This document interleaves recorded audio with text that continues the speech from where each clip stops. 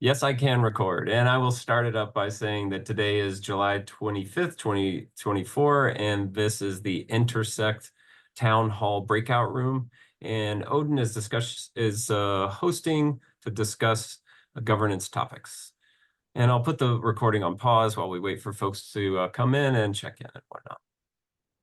And I will do that like this. Breakout room is being There we go. this breakout room is being hosted by ODIN, the Open Decentralized Innovation Network. And we've been gathering for about the last year and a half, talking about topics around governance and collaborative decision making, like how groups of people, especially in decentralized communities, like we often have in our ecosystem, come together and do their best work together. And as part of that, we've been diving pretty deeply into Sociocracy 3.0, which is a technology stack, a set of patterns that have been created to help people collaborate better. And we've been thinking that it may be really interesting to bring some of those patterns into some of the governance things that we're doing here in Intersect, and do things in a more inclusive, diverse, and collaborative manner.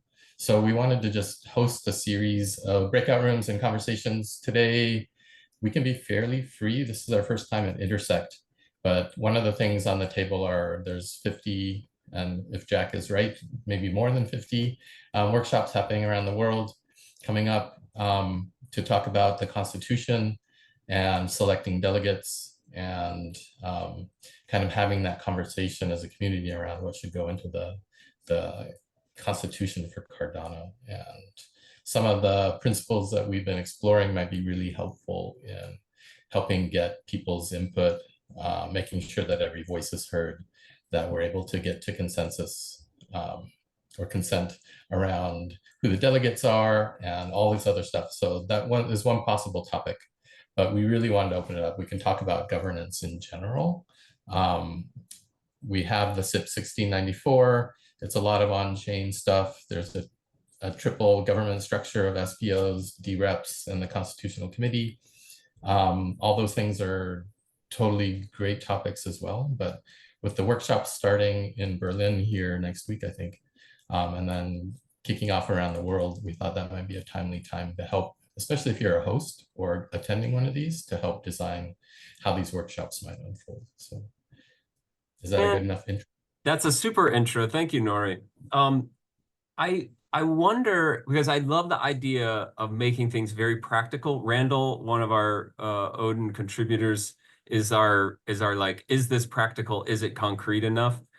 And I think that these workshops coming up are a great like focus. Who here is organizing a governance workshop? Can you get a show of hands? I can't raise my hand through the Zoom, but yes. Oh, now I can. When I was host last time, I couldn't. Tivo is doing one. Anybody else? Okay. Nori's doing one. Tivo's doing one. 2 of the 13. Yeah. Who's planning on attending one?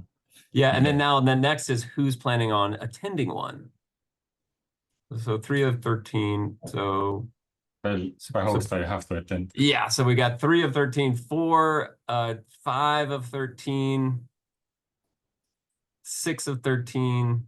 So over half are planning on attending. And are they virtual or just in person? As far as I know, they're in person. Just in person. They're happening yeah, because we haven't been, at least the ones I'm participating in, we haven't been designing remote options. Right.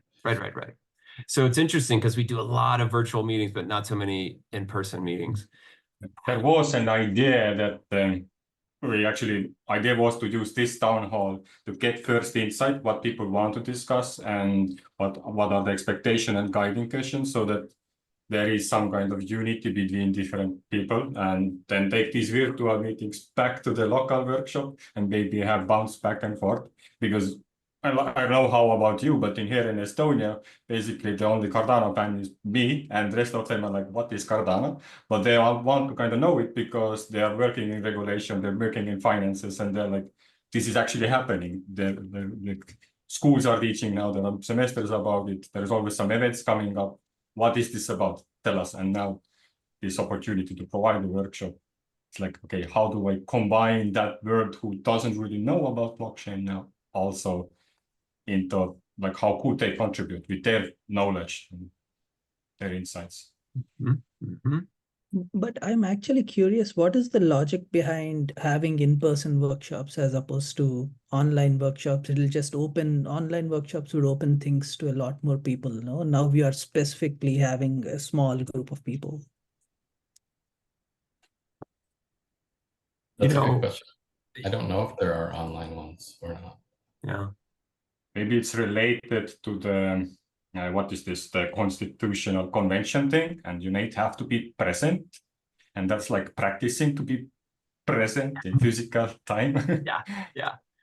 I can't find the raised hands. Hello, Lawrence here.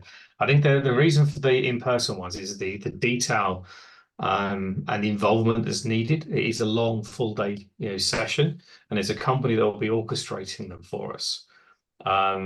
But because there is so much detail to go through, it's always been recommended that we do need your dedicated time. You have read the Constitution, you understand the parameter points and the reasonings for it, and then you have an opportunity to sit there and go through the user cases that are being proposed. So you need to truly understand what it is and the challenges needed to make the decisions. So I think that's the main reasons behind it. I mean, the virtual ones I think is a good idea, and it's something that they should consider.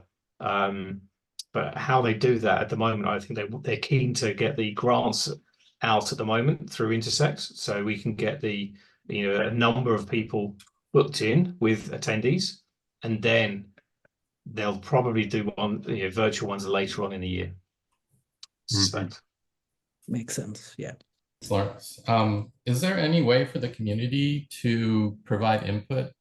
I think it's Voltage Control that's doing the workshop organization like they did for the 1694. And one of the feedback we got from our local community was we had this whole kind of template workshop thing dropped on us, and there wasn't any kind of back and forth beforehand to really ask questions or get clarity or even have input into different things. And it would be nice to be able to do that with something as important as the Constitution. Well, I guess that is happening through the Civics Committee, because the membership and the that's involved within the Civics Committee are the ones driving the decisions relating to that. Okay. So voltage control are obviously the people that are facilitating it, but it's all being driven by membership in the Civics Committee. Yeah, Nori, just to add to Lawrence, I think my understanding is that voltage control are going to run a onboarding session. You may know this already, Nori, actually, apologies if you do, but they're going to run an onboarding session for about an hour or two for the month of August. So the workshop's happening in August, there'll be a session for those. Then in early September, there'll be a session for everyone in September. And then, to October. And then also be one-on-ones with facilitators, and they'll reach out directly to you as hosts over the coming days. Sorry if you know that already. About these one-on-ones, can team join, or is it like actually one-on-one? No, I would expect people that if it was me, I would have, and I had some co-hosts or help, then yeah, I'd have everyone on the call. Yeah. Okay, yeah, because right now also the email, like all the changes with the person who signed up on the grant, but then it's like triangle of information where I'm trying to put together also the information of what to share. But now, of course, this news that everything is dropped onto us will change a bit of these plans, and maybe I don't have to push so much on trying to come up myself how to prepare this and wait for the information. But waiting is always so annoying because the people are already asking, oh, what are the topics? What are we discussing? How do we sort the tables? How large room we need? Do we need different breakout? I mean, so people are already hyped about this kind of thing. And there is so much to share, because if I had talked any bit of Cardano, there is so much to share already. And like this delay is, I don't know, exhausting. And I think, just to add to that, you're right. I think that's good feedback actually for how we communicate next steps and being clearer on expectations, because it sounds like there are probably some hosts, maybe you included, did a lot of pre-work on like how you're thinking you're going to do this, and then all of a sudden there's this like bundle of stuff that you've got to follow some sort of process. There's obviously logic to that, so that there's a consolidated draft constitution for Buenos Aires. Makes sense, but yeah, expectation management for sure. So apologies if that's definitely dropped on you unexpectedly. I think we could definitely get voltage control to join TO. Yeah, absolutely. I'll ask Eric and Douglas. Yeah. Yeah, We could do a dedicated like breakout space on facilitate. Yeah, we can do something like that.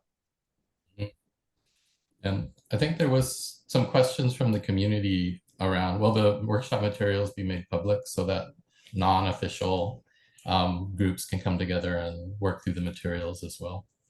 Yeah, that was always the intention, actually. The sort of brief that we had was that there would be ongoing support and training for those that outside of Intersect, right? You don't have to be a member of Intersect to run these workshops. And actually, like in a permission system, that's really important.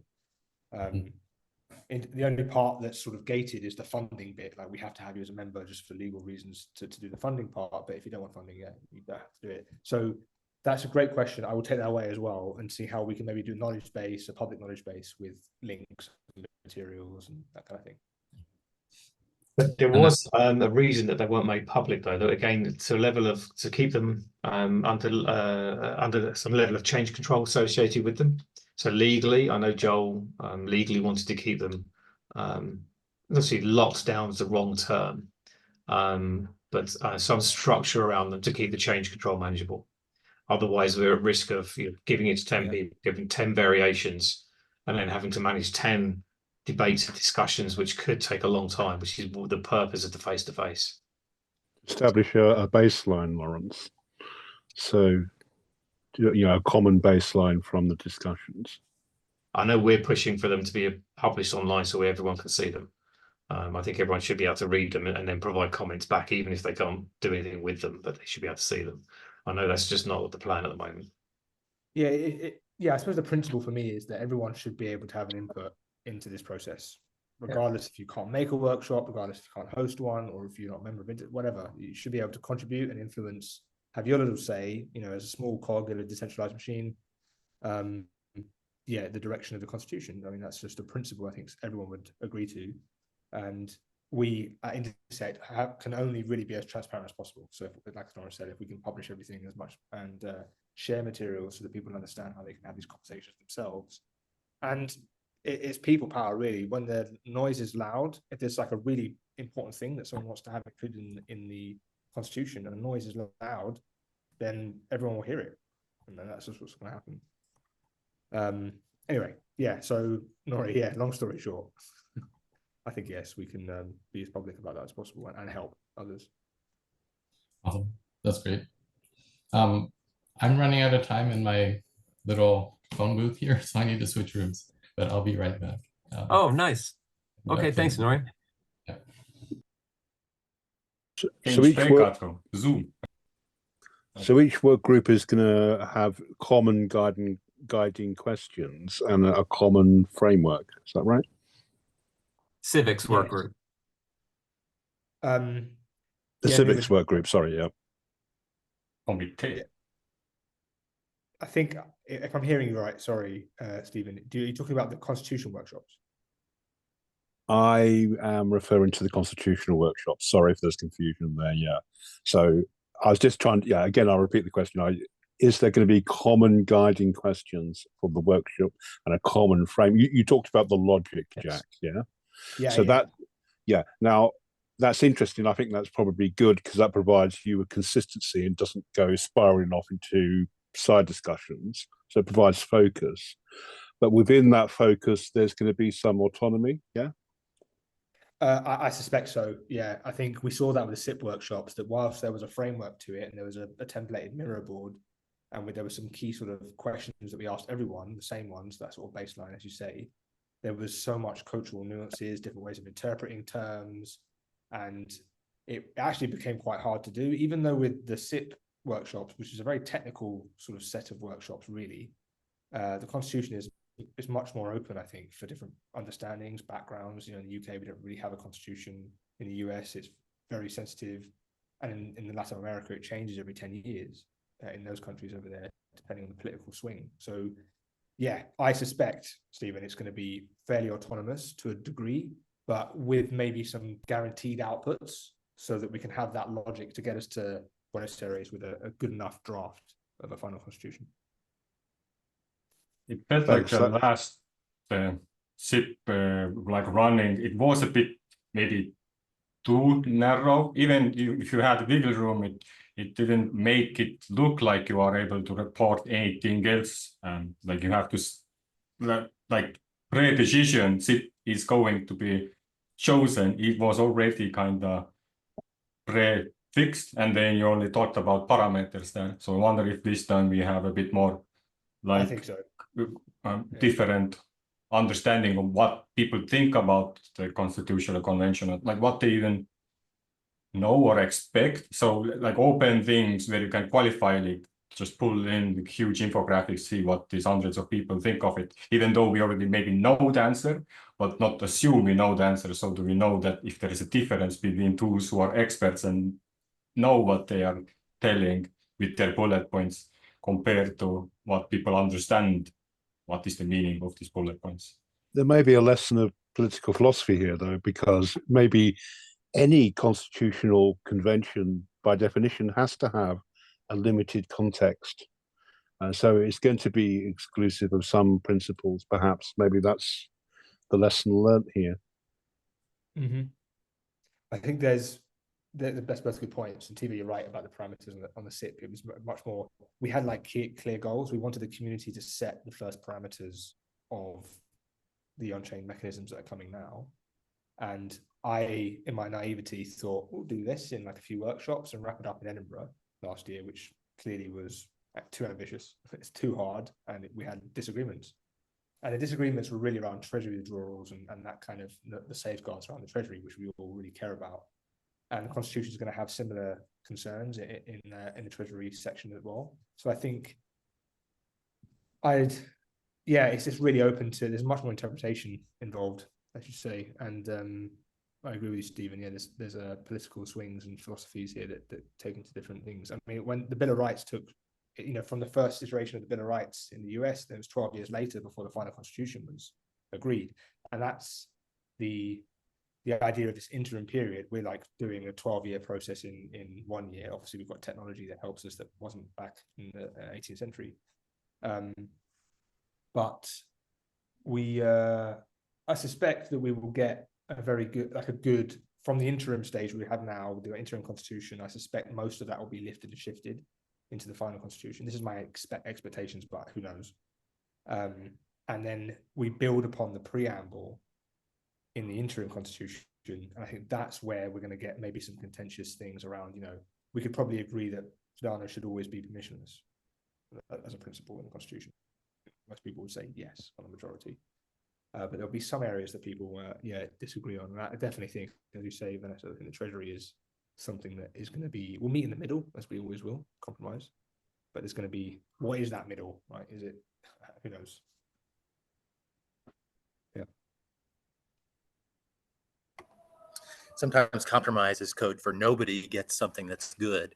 I think an even higher standard would be identify core needs of many audiences and find something that's workable and good for them all as possible. Yeah, I like that. And maybe we should think about that as part of when we talk about the Treasury, we're talking about the budgeting for Cardano, right? So what do we want to see as a community, as an ecosystem on the network, and part of innovation or adoption and a bunch of different initiatives that we might want to do. And the budget should really have something for everyone. It really to like boil down how you do that, though, of course, is like exactly as you're saying, good focus groups and being able to collate that information in a positive way. Yep. That brings up one of the principles of sociocracy that we often talk about is good enough for now, safe enough to try. And I think that safe enough to try is that key with the Treasury, we all need to make sure that it's like safe, like we don't put into place something that can be abused or hacked or whatever and taken advantage of before we can correct it. And we know we're not going to get the perfect thing the first time out the door. So we just need to get like what's that range of tolerance for everybody where everybody's been heard and it feels like it's acceptable, but it may not be the perfect thing for everybody. The biggest point that arrives for me is the prospect of setting a structure that locks in a influence mechanism that locks out the kind of evolution that Nori referred to.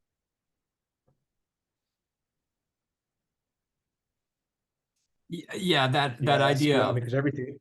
Hmm. Sorry, no. Well, no, just to sort of pin that that feeling of lock in, which is the good enough for now, the time element. And one of the things, and I believe it's in Sociocracy, where there's like a time, like, oh, this will be reviewed. These proposals have these like sunsetting sort of things. And it feels like that's going on in the Constitution, meaning that this is an interim constitutional, or we have an interim constitution now, and that this will, that there is a time limit. That's that safe enough or good enough for now part.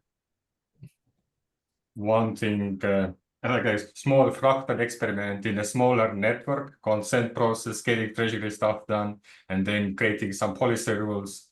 And one thing we realized after accepting few policy rules, we realized we have no end time. So what happens if we consent to a safe enough policy, we enact it on 3 months, or like it's enacted indefinitely by the way we are organized stuff. And now this is literally the same thing. It has, once it's established, we now use it. So I think, yeah, that's already, maybe this is fine, that this baseline is now getting a lot of discussions, and we make sure that the launch is good starting point. But what happens afterwards, I didn't notice in governance actions to put in end time limits, experimentation times. Like if somebody says, I'm gonna throw 100,000 data every month to marketing workgroup to distribute, when does it end? Does it have to be another governance actions? And if nobody decides or makes any kind of movements or busy or get locked out, does this mean until that the only option is to make the constitution not, or what is the state where you don't trust? Like it forces us to more decisions unless we get some timelines in. Mm-hmm. You have thoughts on that, Jack? Yeah, no, just to say on a technical point, this is why I think that the interim constitution, lots of it will be lifted into the finals, particularly the guardrails section, because that has really been technically thought through, and I think there's a real baseline set of security and scalability within those guardrails. And in those guardrails, there's a specification, right? Governance actions must expire after 6 epochs if they're not ratified, and the deposit returns to the ADA holder that submitted the governance action. So there is a mechanism for keeping things fresh and not spammy. But my other broader point was everything that we're doing now is setting precedent. So I definitely take that point as well, that it makes it really exciting that we're setting precedent, but also that we should proceed with some level of caution. Try also not to get paralyzed by like an analysis paralysis type thing as well, because when you're setting precedent, you can really overthink or have it happen, and that's sort of okay to overthink. Anyway, it's such a hard thing to get right, and as you say, Nori, we're definitely going to make mistakes, but there are learnings to have. Polkadot's recent Treasury report, there's so many good learnings out of that, particularly for the marketing spend, just because that's sort of what I do. Lots of don'ts there, and we should learn from those, from everyone. Yeah. Thanks, Jack. One thing I just wanted to mention was when we were looking at the Constitution, especially the governance of Cardano and the 3 kind of branches of government that we have, the SPOs, the Constitutional Committee, and the DREPs. There's one aspect of it that is still kind of one coin, one vote, plutocratic, DREP delegation kind of stuff. But then we have a Constitutional Committee where it's kind of one person, one vote, and they're kind of the guardrails that are there to defend the intent of the Constitution.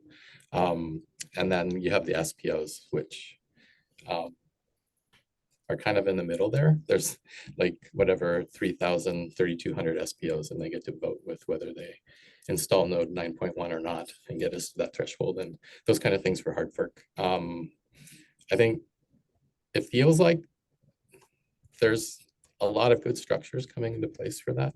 And it's not purely kind of that plutocratic thing that a lot of people think is broken, and then the whales will control how we decide everything. There's a bit of that still. So I don't know how people feel about, do we have enough guardrails? Do we have enough mechanisms in place to prevent that kind of political takeover, things like that. But I'm sure a lot of this will be discussed in the constitutional workshops, but Absolutely.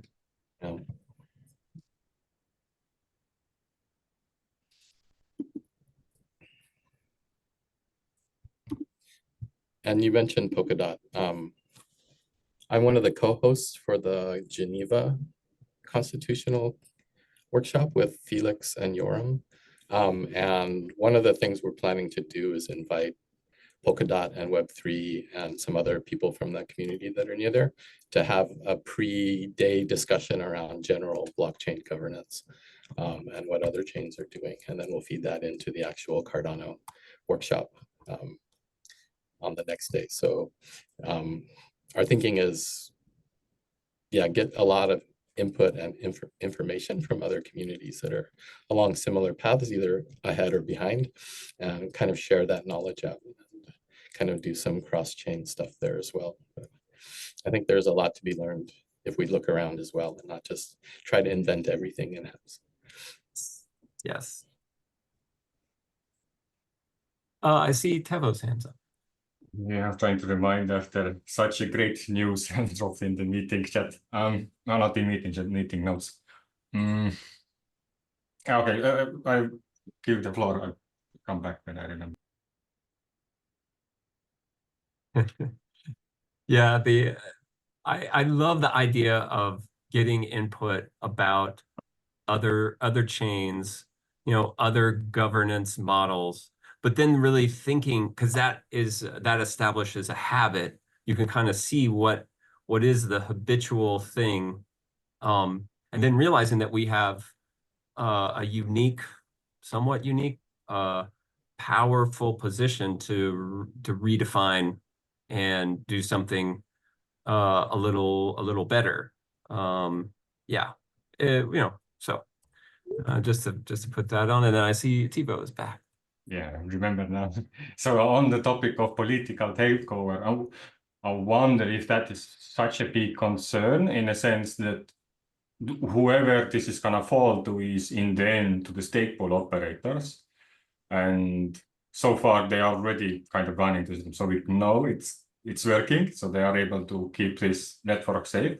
And the second thing is delegators or providing stake is basically who they whale. So in the end, I guess the back stage is still by whales, but the whales have now opportunity to provide their financial weight power, governance power to more of this political and social stuff. So now the risk is how many of that assets are owned by those who are really want something different and will make time to actually choose where they allocate their financial power.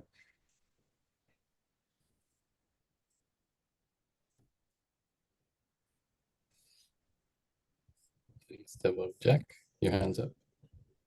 Yes. Oh, thanks. I just had a question actually, because I'm really interested in the way Polkadot decided how they were going to spend their money and what kind of structures they had to collaborate and discuss this. I haven't looked into Polkadot's that process enough with them. I've just been looking at the sort of statistics rather than the way. So if anyone's got any insight into how Polkadot decided their treasury spend and how yeah, what does that look like? If anyone knows. It would be great to know, because maybe they're doing it in a, this sort of idea of a parallel experiment. They're a whole new ecosystem. So their habits could be, it's like traveling to a different country. Maybe they put mustard on ketchup on French fries, or what, mayonnaise, or Canada puts Nori, it's It's like gravy or something. Gravy. Yeah, we call it poutine. Oh, It's gravy. It's probably pretty good. Probably pretty good. But it can break up, it can sort of throw into sharp relief the unexamined assumptions, which coming from, a former colony that colonized, there are a lot of like assumptions. This is just the way it's done. And so breaking that up, I think is one avenue to innovation, and at least, if not disruptive innovation, at least sort of iterative innovation, trying to get progressively better. Yeah. If there's interest, we could reach out to the Unifiers crew and see if someone's willing to come and give a Polkadot governance presentation to say this is how Polkadot does it. Super great idea. I think we actually have something on Swarm YouTube channel if we type in some Polkadot words. Well, if you can get them to come to the table, great. I know that we've reached out to talk to them and we've not been able to get anything from them. I'll be surprised if they want to declare anything around that. I think if you read a lot of what I've read so far, and it's my only personal opinion of what I've read about it, is they opened up the Treasury and didn't have the proper guardrails to stop people taking the money from them. So, their goal was to expand quickly. So they looked at the short term and on the hope that they would get, transactional rates high enough to sustain it and then maybe cap the Treasury at a certain date. And then that's my interpretation of what I've read so far. So as we're considering the constitution, and as part of the budget committee and the meetings I'm having, I know with some of the legal people around us is, well, how do we put an appropriate constraint around what we're trying to achieve here? So we don't have anyone can make a request, absolutely, but we can only allow a certain amount to ensure we have sustainability going forward. And it's going to be a tricky thing to do. And I don't know the answer to that one, but that's the purpose of the constitution and that group of decision makers. Is part of it is to say, well, we've only got this much. You can't make a massive request. You have to make a smaller request. So that makes a lot of that's sense. just my opinion on it. Yeah. And I assume input to the workshops will have numbers like how much flows into the Treasury every month, what the operational needs might be from the budget committee, and all of that, so we can look at runways and what the goal is. Is it to fund it forever, or is it to fund it for the next 10 years, or like those kind of questions? Yeah, I don't know if that's been done actually, but I know you can get that anyway from the chain information. You can get all of that information, from the chain. So you can have a look at potentially what's there, what the Treasury looks like, etc. I know as part of the budget committee, from an Intersect perspective, we are looking at that. If you think of the core committees within Intersect, how do we apply a level of constraint upon each one to enable sustainability and longevity? But that doesn't stop people raising requests. This is just one area of the budget, the Cardano area. And then how do we work with the constitutional individuals that are making the ultimate decision to say, well, if you're going to request for making these numbers up 100 million and Intersect will request 100 million, that's 200 in 1 year. Is that the right thing? Is that sustainability and longevity then there? And by the way, I don't know the answers to the questions. It's all in the conversations that are happening at the moment.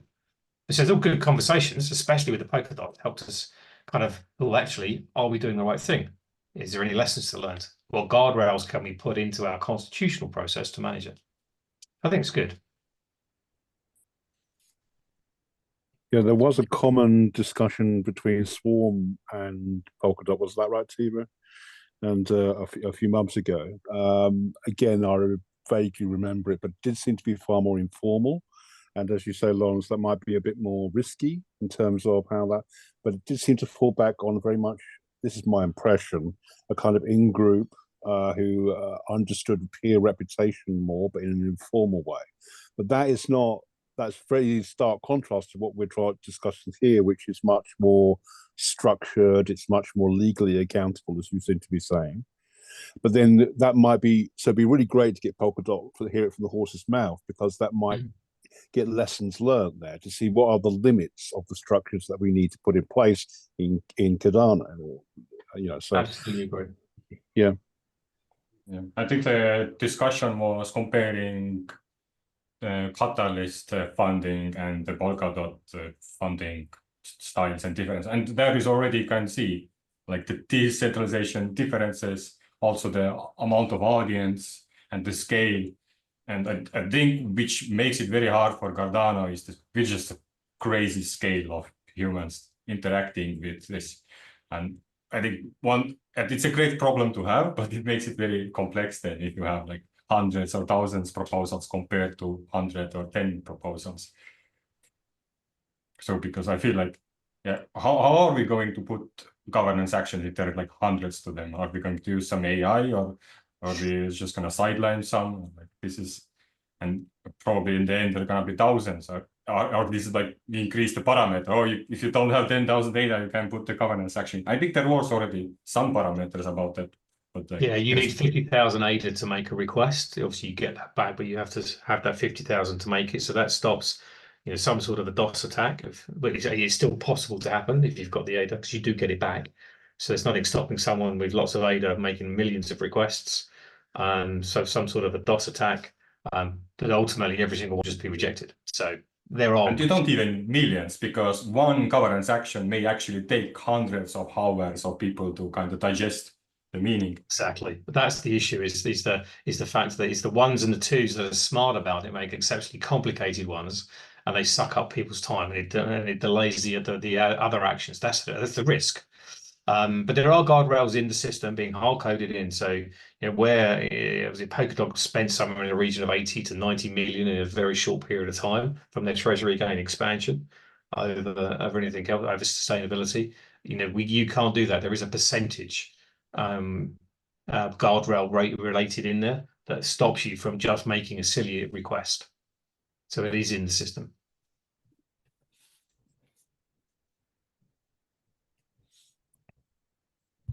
It's turning in far more constitutional. I'm having to really remember the wording now.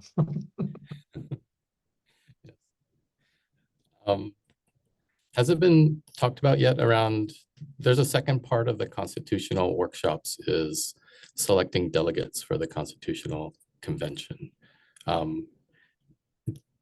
Is there anything that we can talk about there, like what that'll look like, how those delegates should be selected?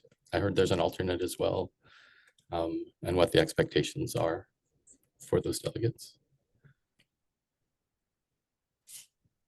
I don't know if I can speak to all of it, Nori. Apologies, because I haven't read the criteria for that in the materials. But the logistics of it, at least, is that each host will, and their workshop as a whole, as a collective, will select out of that group a delegate and an alternate, as you allude to. Both of those people will fly to Buenos Aires, and they'll have their accommodation and travel, of course, provided for. And they'll spend a week in Buenos Aires and represent that workshop, that country, in the capital of Argentina. And if the alternate, I think if there's a case of the delegate falling ill, I'm not quite sure yet on the dynamic between an alternate and delegate. I'm not quite sure. And then how you select them in the workshop. I believe there is going to be some sort of unified mechanisms for doing so, to try to make it so that it wasn't like a dictatorship in a workshop that wants to go to Buenos Aires. I don't know though. I don't quite know how that will work out. I'm sorry. I need to catch up on the latest. Yeah. If there is even a latest, maybe we are the peak of the latest knowledge. Because I'm not close to the facilitators. Did they send you an email today? To me, no, but to team member, a few days they said that there is gonna be a meeting, and then I guess a few days later they said there's not gonna be a meeting. But I always hear it with a lag, and sometimes I'm being asked, "Hey, do you know anything?" Although I am not even with the linking as. Okay, yeah. So I suspect you'll hear very, very soon on how that will play out in your workshop specifically. But the idea is, that delegate will vote as one of 50 or one of 55, whatever the final number is, in Buenos Aires to approve the draft final version of the constitution, but then has to go on chain under the restrictions that within the governance design to be voted on by ADA holders. And then that supersedes the interim constitution, and now we're in this new world with the final constitution that was community worked on. And then that could live for probably 5 or 10 years, I suspect. I don't know whether it will be completely future-proof. I doubt it, and there should be probably some mechanisms in there that is it changes occasionally, and that's probably every 5 to 10 years, something like that, I'd imagine.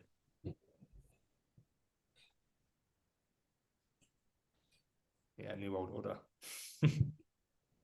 Wonder if anybody else in the room, Umi or Eduardo, wants to share a bit of constitution, what he knows about what's happening, what they're planning for this convention. Hello, everyone. This is the first time. I listened about the Constitution like 2 weeks ago when I have in the breaking room with Nori, and I saw talking about Sociocry 3.0, and I began to read the CIP, and my first impression was it's like the community tried to make more complex than simple, because it's like even the language, it's for experts, not for the millions. For me, it's a little surprise when someone begin to talk about millions. First, this is a boring theme, of course. Even I have a project, this is a boring project, but it's essential. And usually, to talking about the boring things, you need to put simple for everybody understand and feel the principles. And the Constitution, it's more about the future development of this platform, the Cardano platform. And not everybody knows what is even the blockchain. I try to convince many people, and looking to me like I'm a crazy guy. And even inside the blockchain community, when I talk about Cardano, the people looking to me, and the people don't know the good technical aspects of the Cardano. And right now, I try to understand the discussion, the points, and this is the first time. And maybe I have the strategy to listen first, and when you know more, talking about that. Thank you. Amazing. But try to put this the things simple. Someone write in the chat.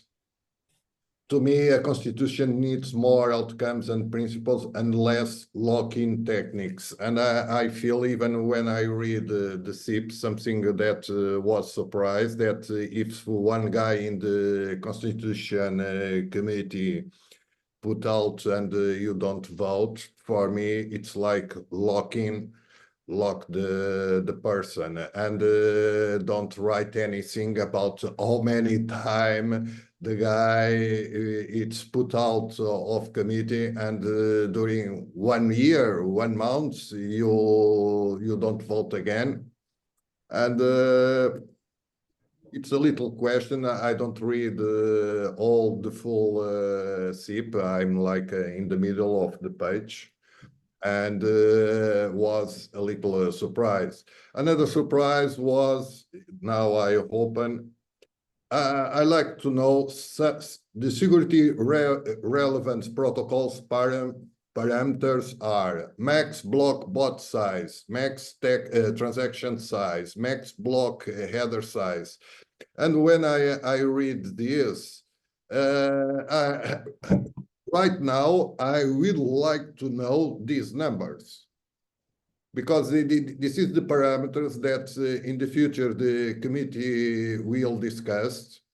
We upgrade the body, the header, size of the block, but okay, show me the right numbers today, because I don't know.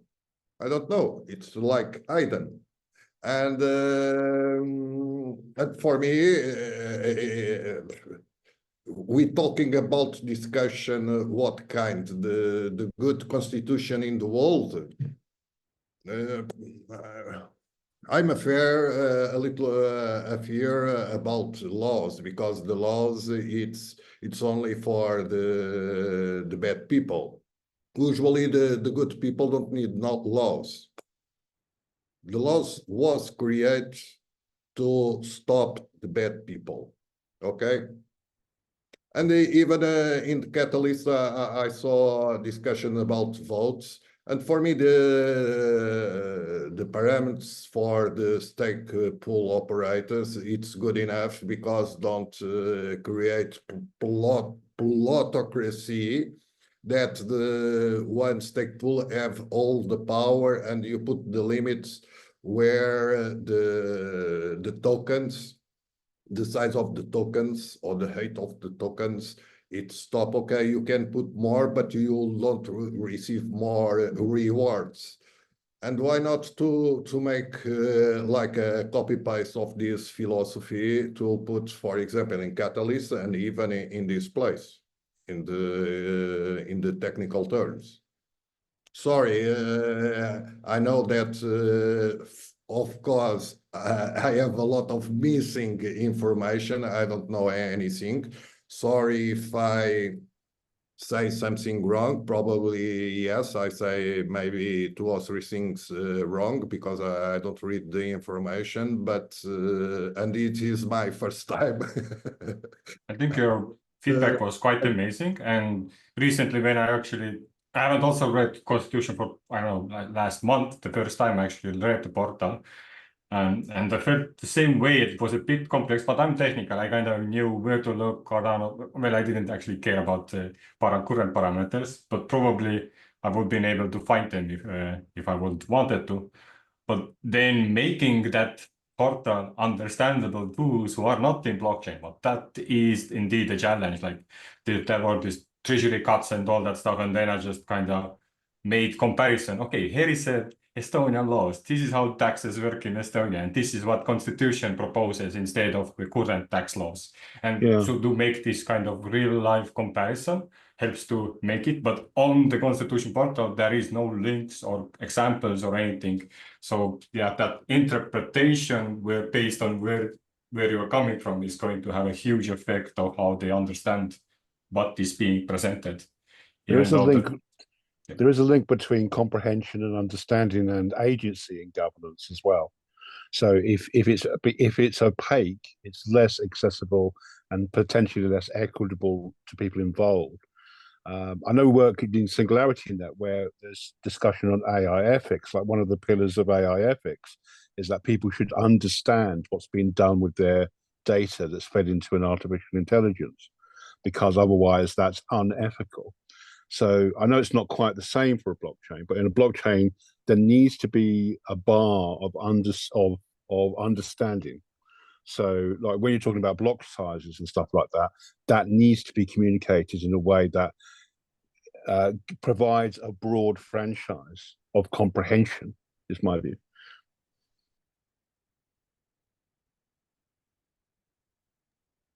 Stephen, I love it when you chat.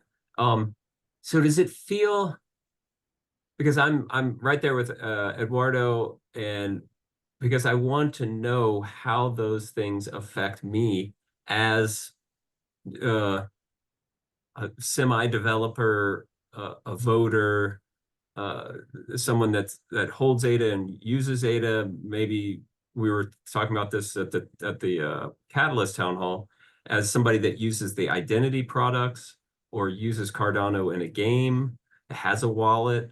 We were thinking of all these different, like, I guess they're use cases, but they were like the constituency, like, what is the relevance? And that each of us needs to know, like, to be educated or to find out or have experiences with how those things affect us. Eduardo, that was incredible. Like the laws of my country, those are, if I understood you right, you were saying that I don't really pay much attention because those are for the law breakers, you know, and it is true. It's just like, oh yeah, that's a criminal law, and I don't need to know that much about it, which is really you know, because you can find yourself on the other side of the law, and then all of a sudden you really need to know, and then you trust a lawyer. Same with governance, you trust a politician or someone like that. So yeah, this is good. This is good discussion. Yeah, regarding laws. I think, sorry, I think the goal the main goal of everybody who have Cardano, who have had first, it's the long term, the big long term, and be better, in the sense, and this is why I like Cardano. It's and even the philosophy, the philosopher of the blockchain mechanism, is to put the bad people, the bad actors out of the platform, and have a certain security mechanisms. But in the end, the people inside the community want the best. No one's want a big attack in the platform. In the future, when this structure of the three parts, the Constitution Committee, the stake pools, and the reps, in the beginning, wants the better for this, because they will have a direct impact in the value of the headers I have in my pocket. Because it takes time for more people joined to this, to honor Cardano. It's not to participate, it's to honor Cardano. When more people have Cardano, the price from the ADA and the price of the whatever fiat will increase. My background is management and economics, and I understand governance, because in the company you need governance, of course. And when our structure, if in the future appears a new technology, and for a clear reason we want to use this technology for the Cardano, everybody win. Everybody win. Imagine that in 10 years arrive a new programmer language. Now we have Haskell, we have Icon, we have Helios, and in 5 years appears something new, more easy for secure the structure of the platform, of Cardano platform or Cardano blockchain. Everybody will win. Everybody who have the Cardano token. And thank you, sorry. It's interesting. Yeah, it's interesting to hear you talk about that kind of broad context, and also, I mean, this conversation also got me thinking about. There's a lot of discussion about constraints and safeguards, and that's understandable. But another thing I often is missing from this kind of discussion is that blockchain is trying to build a political economy with economy. I mean, you mentioned transaction volumes and that, Lawrence, in terms of Polkadot and all that. And I'd like to see a bit more, you know, because there is the sense of, okay, we have this our own Cardano blockchain. We need to, you know, cherish it, make sure, but it still needs to expand out. It still needs to increase its volume. It needs to give people economic agency, you know. So that seems to be the major question. How do you give people economic agency while maintaining safeguards? Okay, that seems to be the main thing. And so it'd be good to see, and that's where it feeds into more a broader base, Eduardo. You know, it's more a broad-based questions. No, I accept.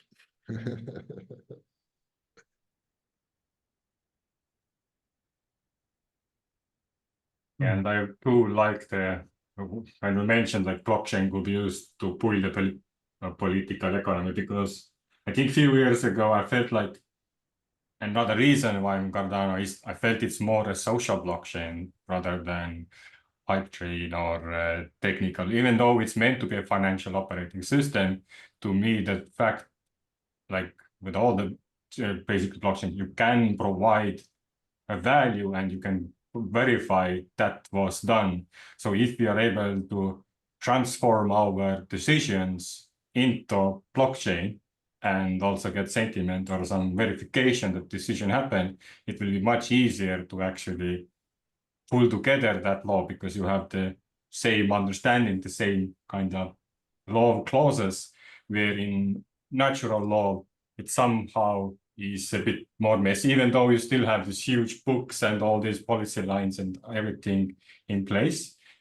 And I mean, I'm not, but I don't know, I feel like with the blockchain, it gives a new opportunity to change them and then be more transparent and more accessible. But yeah, I guess it remains to be seen, because to me, I feel like the Tesla started it like several years ago, but somehow I feel like Cardano with these few years has kind of surpassed that experimentation stage and actually trying to put like governance in front, where usually it's still few entities that control the entire network.